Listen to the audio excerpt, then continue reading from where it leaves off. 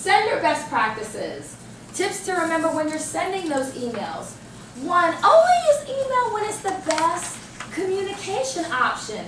And with that, I say avoid email wars. Sometimes I call that email volleyball. Have you seen that? Where it goes back and forth and back and forth.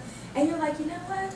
I bet if they would just pick up the phone and talk to each other, they could just squash this in 5 minutes. But instead, it's 3 weeks of emails going back and forth. Email is not the only way to communicate. Do you remember phone? Or face-to-face? I mean, these are other communication options which a lot of times are much better. So depending upon the sensitivity of the communication, how important it is, etc., how complicated it is, we might not want to do email. Sometimes what I do is I'll have a phone conversation or face-to-face, and then I might follow up with email. Because sometimes you do want that documentation, but maybe it's better to just follow up with that email. Don't use email to hide from an issue or a person. Have you ever seen that in the workplace? Oh yeah, quick hand. Where, I don't want to tell her face to face, so I'm just going to send her that email Friday at 6 o'clock. Okay? So I always say, never put in an email what you wouldn't say to somebody directly. So you want to be careful about that. Also, use bullets and summarize whenever possible. Do you ever get those emails and it's just like all these paragraphs and it goes on and on and on and you just like get this sinking feeling in your stomach, like, oh God, this is too much, I'll just go to the next one, okay? So you want to use bullets, have white space, summarize. With that, you want to also have a very descriptive subject line. And if action is required, write action in the subject. Let people know right at the outset so they don't even have to open up the email. Do you know people who are too lazy to open up the email? Or maybe too lazy to keep reading to find out what they need to do? So go ahead, put it right at the beginning, say action, let them know whatever the action is, then you can go into more detail later. But that's certainly a tip to ensure that people follow up on things they need to. Next one is be cognizant of email tone. How many of you have had miscommunications over email? Where either you misinterpreted or they misinterpreted? That is very, very common. In fact, I had it not long ago with my husband because we text message a lot. And so we'll send these long text messages. And so I was real excited about something one day. So I sent him this text message. And then he just texted me back like 10 minutes later, K. And I was like, what's wrong with it? He can't even write okay. And I was like, does he have a little attitude or something? I called him up. I was like, what's wrong with you? He was like, Dana, I'm driving on 285. I just can't write right now. And so again, that's me misinterpreting. I'm interpreting something that wasn't really there or wasn't intended. So you have to be very careful with that.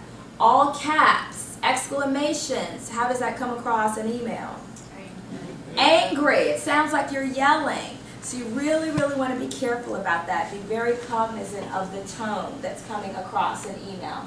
Certainly you want to automatically spell check. Hopefully everyone is doing that. And it's better if you can set it up to be done automatically so you don't have to click spell check. But set your preferences so anytime you hit send, it automatically spell checks. The last one I love. We were just talking about it over here. Never send an email when you're angry. How many of you have been burnt by that? Where you shut it off? Okay, she's the only one being honest. Okay, you shut it off, and then as soon as you hit send, you're trying to recall it. You're trying to get it back. And I don't know about you, but that recall thing never works for me. No. And then it's even worse because now it's got this big flag on it that says I tried to recall it. So now everybody's definitely going to read it. Okay. So what do you think I say if I say don't send an email when you're angry? Because of course you're not going to stop getting angry. What should you do instead? Write it out, let it sit, exactly. Come back to it. Go ahead and type it out, get it out, because sometimes we just need to get it out. Don't put anybody in the to, okay? So type it out, leave the to blank, and then save it as draft. And typically what my rule is sleep on it, and then come back to it, if at all possible, the next day. And I would say with that rule, about 70% of the time I end up not sending it. Usually what happens is within that 24-hour period, it's been resolved, or I go back and I read it and I'm like, ooh, I don't really want to send it like that, and I reword it.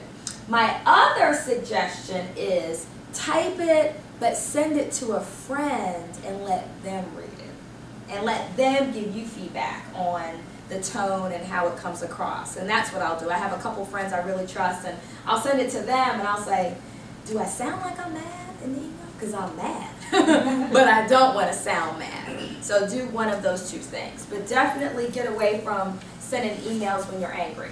Yes? Even when you're changing environments, like when I came from a military environment and then I started working in, you could say, corporate America, there's a certain different kind of language. And one of the responses that I got back, and I thought I had toned everything down and tried to be tactful, but they said I was very directive and it sounded like I was ordering, telling them what to do. And she brings up a wonderful issue, which is culture.